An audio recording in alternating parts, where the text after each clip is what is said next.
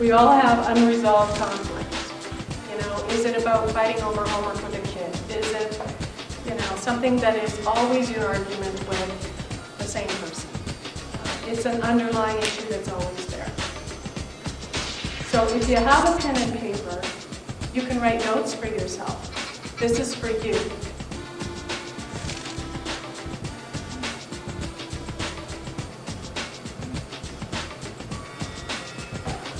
The reason why I really like you to make it as real as possible is that I hope that you will experience a little bit of that shift that we talked about earlier in sort of understanding the other side of the equation. Describe what has happened. The more details you put into what has happened, the more you get your venting done. The more you get all the details that you need to tell somebody so much about what had happened. And then the next question is, how did what happened affect me? Needs. What are my needs? Not whether I want to go to Europe or Mexico. What are my needs? I need you to listen to me. I need you to understand. I need you to what? I need you to stop doing what you're doing. Look at what happened. What assumptions have I made about the other person or why this happened? What underlying assumptions have I made? What is my relationship with this person? Is this a long-term relationship? Is this an important relationship to me? Will it affect my business going forward? Will this person badmouth me for the next 20 years? Will I never see this person again in my life? Will I see this person every day of my life? Will that relationship affect a style that I will choose to negotiate with?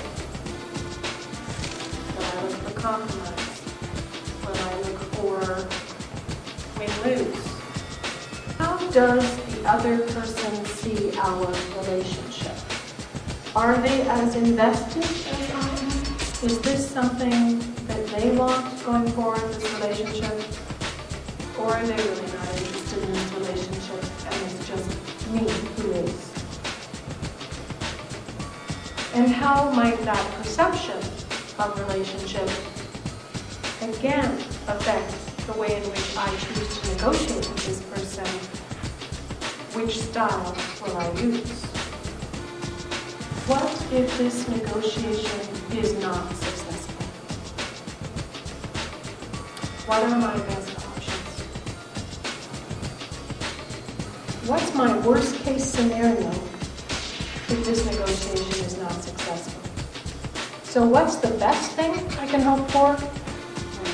My backup plan if it doesn't work?